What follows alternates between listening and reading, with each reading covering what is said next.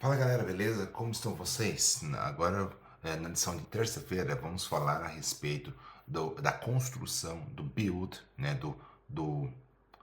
Esse daqui acho que é build no sentido de construção e também do templo mesmo, né?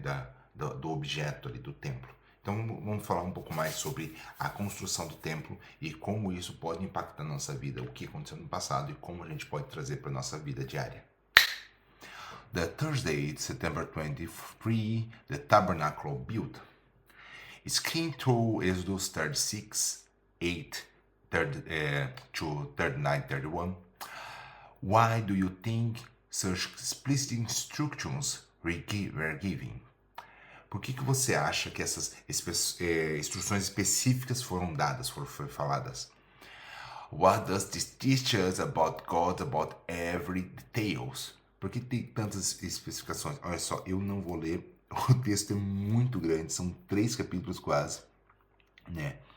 Mas diz aqui, ó, all the skillful men around those who performed the work to make tabernacle with the excursions, né? Então, tá dizendo que todo homem deve fazer, né? Deve performar, deve trabalhar ali na construção do tabernáculo, né? Aqueles que foram dados por Espírito Santo para trabalhar, que ele deve ter 10 curtains, 10 cortinas, the fine twisted linen, né? Com fino linho trançado, né? And blue and purple and scarlet material, né? Tá dizendo as cores, né? Que é o tipo de tecido e tal. E ele vai dando os mínimos detalhes. A gente pode pegar outros dados aqui, ó. There were 2 tenths of each board, né? Então, tenors, eu não sei, não tenho certeza, mas são duas tensões que você tem que estar em cada borda do negócio, imagino, né? Ou cada borda da madeira que eles estejam fazendo, é madeira. Então, quando for fazer uma coisa, né, nas bordas do negócio tem que ter essas 2 tentors. And fitting with one another, and thus they did the borders of the tabernacle. Ah, então é tipo, é uma madeira com alguns negocinhos no canto que tem que dar. Mas veja que é um negócio muito detalhado. Né? Não é qualquer tipo de mesa, tem que ser uma mesa, a mesa tem que ser assim, ela tem que ter a madeira certa, diz ali wood, acácia, né? Que é uma madeira de acácia que tinha lá. Então tem que pegar as coisas certinhas do que era.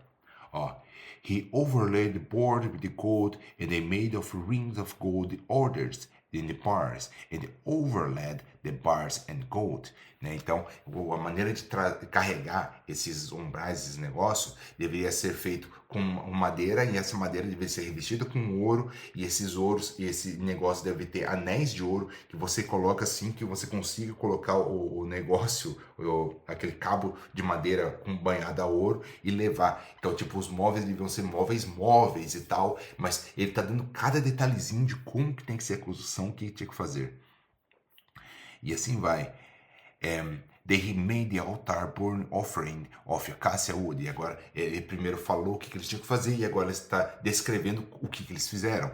Then he made, ele que é o Bezalel, o cara lá que estava mexendo nas obras, né, que Deus colocou entendimento sobre as obras de como fazer.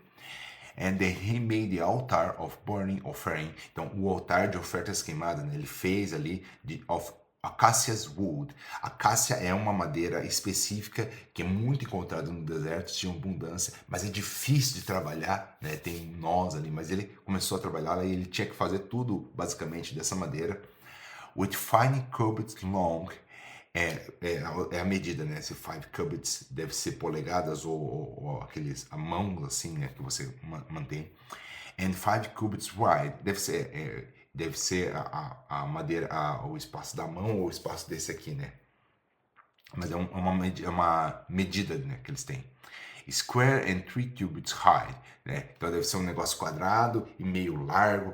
Ele dá vários detalhes aqui de como deveria ser os móveis. Você consegue pegar várias referências de como que eram os móveis, como que foi criado, porque tem tantos detalhes que o pessoal tem animações 3D, filmes e tal, que demonstram como que foi feito, tudo isso daí. E é bem interessante.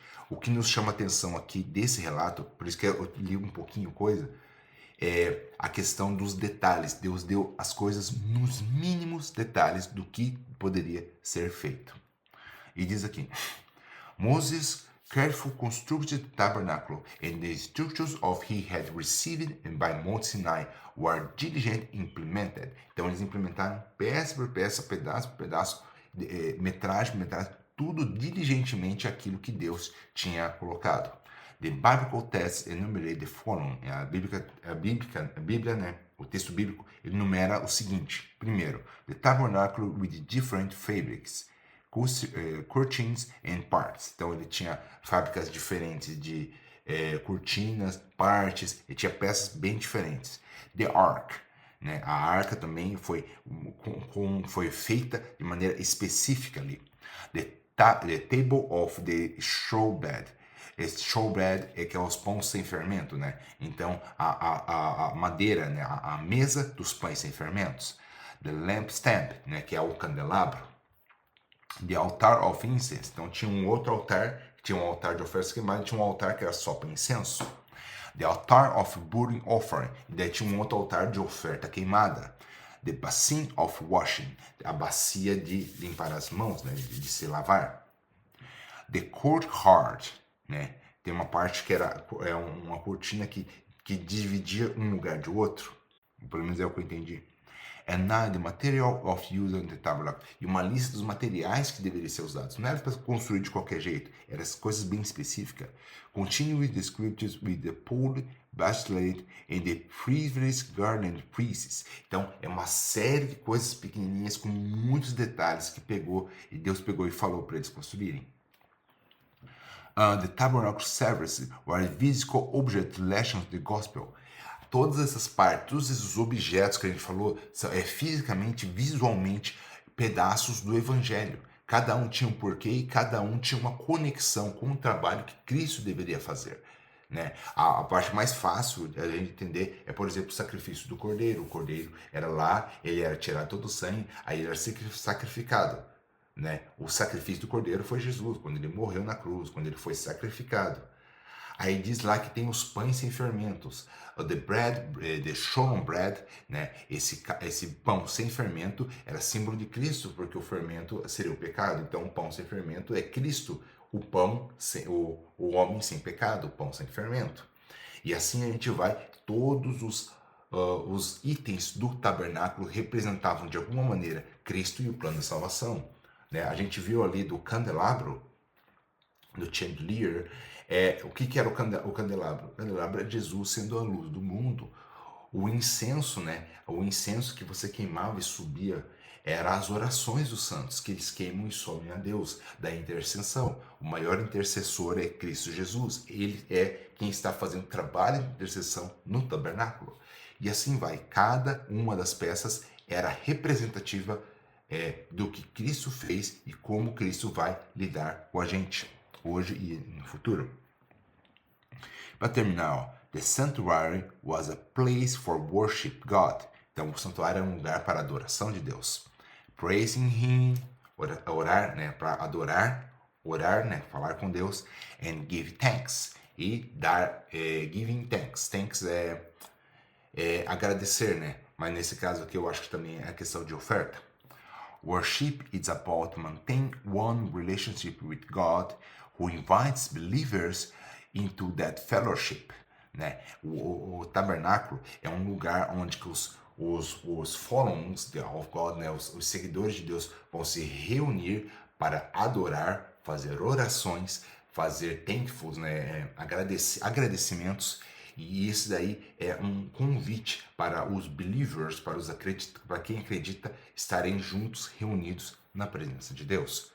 É mais ou menos o que a igreja faz hoje. Tá? Eu digo mais ou menos porque a igreja ela faz mais ou menos esse trabalho, de levar as pessoas para mais perto de Deus. Que essa que é a ideia, né? Antes a gente tinha um único lugar, o tabernáculo, que era um exemplo de muitas coisas do que aconteceria, do processo de Jesus, o que queria fazer. Lembra que o tabernáculo aqui é um exemplo do que o tabernáculo celeste. Então tinha o tabernáculo, mas as igrejas também têm esse papel de reunir as pessoas para adorar em comunidade, né? Em irmandade, né? Por isso que o fellowship, né? Adorar em irmandade. A nossa ideia é essa, tá? A igreja é um lugar onde a gente se reúne com um propósito comum: adorar ao Deus Criador e mantenedor de toda a terra. Bom, essa mais ou menos é o que a gente estudou hoje e te vejo amanhã na continuação dessa maravilhosa lição. Última semana que a gente está fazendo aqui esses vídeos, tá bom? Deus abençoe você. Até mais. Joy and the joy and the mountain, the joy and the mountain, the joy and the mountain, in my joy and the joy and the mountain and the joy and mountain and the joy mountain, we must joy.